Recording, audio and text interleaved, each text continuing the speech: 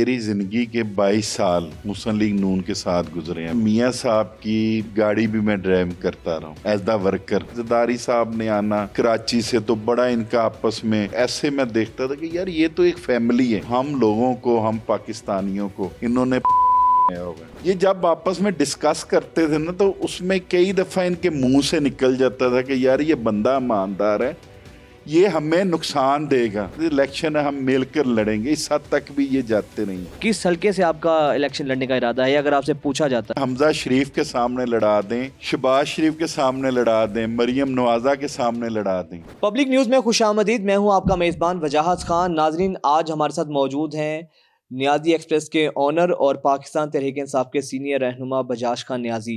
اور بجاج خان نیازی صاحب کا میں یہ بھی تعارف کرواتا چلوں کہ بجاج خان نیازی پر جس طرح پرچے ہوئے, جب 25 مئی کو اس سے پہلے لانگ مارچ تھا, اس لانگ مارچ سے پہلے ان کے گھر چھاپے مارے گئے, گرفتاریاں کی گئیں, گرفتار ان کو کرنے کی کوشش کی گئی اور لاکھوں روپے کا سامان ان کے چادر اور چاردیواری کے تقدس کو پامال کر کر پولیس لے گئی.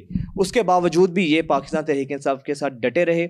نیازی صاحب, سب سے پہلے تو یہ بتائیے گا کیا وجہ تھی کہ نون لیگ سے پی ٹی ایم میں آئی سب کے باوجود؟ میری زندگی کے 22 سال مسلم لیگ نون کے ساتھ گزرے ہیں. میں 2003 سے لے کر 2008 تک مسلم لیگ نون کے یوتھ ونگ کا پریزیڈنٹ بھی لاہور کر رہا ہوں, اور میاں صاحب کی گاڑی بھی میں ڈرائیو کرتا رہا ہوں ایز دا ورکر. 2017 میں آیا ہوں پی ٹی آئی کا شمولیت کی ہے, تو کافی اس ٹائم بھی مجھے تھریڈ آتے رہے, جی ہم الیکشن جیت کر آپ کے ساتھ وہ کریں گے لاہور میں, شاید کسی اور کے ساتھ اس طرح کا ظلم نہ ہوا. اچھا, آپ کی سابقہ پارٹی کی طرف سے آتے رہے؟ بالکل آتے رہے, اور بڑے سخت انہوں نے ریئیکٹ میرے ساتھ کرتے رہے. کس میں ہماری کلثوم نوازہ صاحبہ تھی, اور خاص طور پر حمزہ صاحب تھے جی.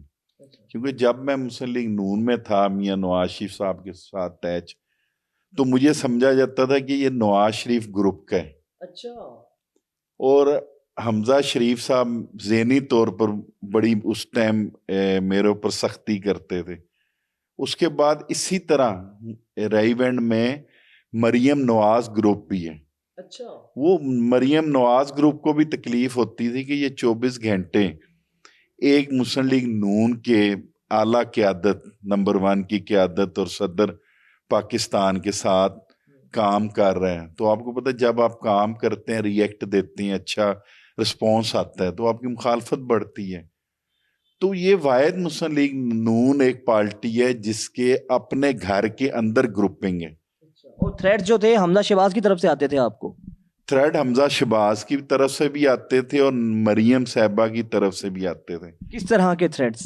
تھریڈ یہی کہ آپ کو تیش نیش کر دیں گے, آپ کی ٹرانسپورٹ بند کریں گے, آپ کا کاروبار بند کریں گے. اور انہوں نے مجھے کیا تھریڈ دینی ہے. عمران خان کے ساتھ میرے چلنے کا جو مقصد ہے, وہ مقصد میرا اس پارٹی میں ناراضگی سے آ کر اس پی ٹی آئی میں شمولیت کا کوئی ناراضگی کا مقصد نہیں تھا.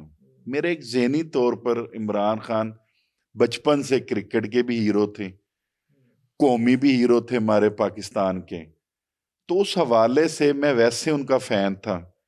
پھر جو وہ باتیں کرتے رہے کہ یار آج 22 سال پہلے, اس ٹائم 22 سال ہوئے تھے ان کو 17 میں, تو جب وہ کہتے تھے کہ یار یہ وہ چور ہیں یا پارٹی کے وہ لوگ ہیں, یہ سب کٹھے ہوں گے, میں اکیلا ان کی فائٹ کروں گا. تو جب عمران خان 13 میں انہوں نے جلسہ کیا منارے پاکستان, تو وہاں میں دیکھتا تھا کہ یار یہ تو سارے زرداری صاحب نے آنا کراچی سے, تو بڑا ان کا آپس میں ملاقاتیں ہونی, بڑا ان کی ایسے میں دیکھتا تھا کہ یار یہ تو ایک فیملی ہے. یہ صرف ہم لوگوں کو, ہم پاکستانیوں کو انہوں نے ہوئے. بڑی مزیدار بات بتاؤں گا, کیونکہ میں بہت قریب تھا, یہ کب میٹنگیں کرتے تھے تو میں اندر بیٹھا ہوتا تھا. تو پیپل پارٹی کے جو قائد بنے ہوئے ہیں آصف عزیز زرداری صاحب, اور مسلم لیگ نون کے جو میاں نواز شریف صاحب, یہ جب آپس میں ڈسکس کرتے تھے نا تو اس میں کئی دفعہ ان کے منہ سے نکل جاتا تھا کہ یار یہ بندہ ایماندار ہے, یہ ہمیں نقصان دے گا. اچھا, یہ پبلک اس کی طرف رجحان کر رہی ہے, تو اس کا ہم کسی طریقے سے رستہ روکیں. یہ اپنے منہ سے, آپ کانوں سے آپ نے سنا؟ बिल्कुल कानों से सुना, और ये रूटीन में बातें उनकी होने लग पड़ी थी कि इसका रास्ता हमने मिलकर कैसे रोकना है, हमने अपने मफादात आगे लेकर जाने हैं, तो हम अगर दोनों ओपनली अवाम में इकट्ठे होंगे तो हम इसका रास्ता रोक सकते हैं। फिर ये कहते थे इलेक्शन है, हम मिलकर लड़ेंगे, इस हद तक भी ये जाते नहीं।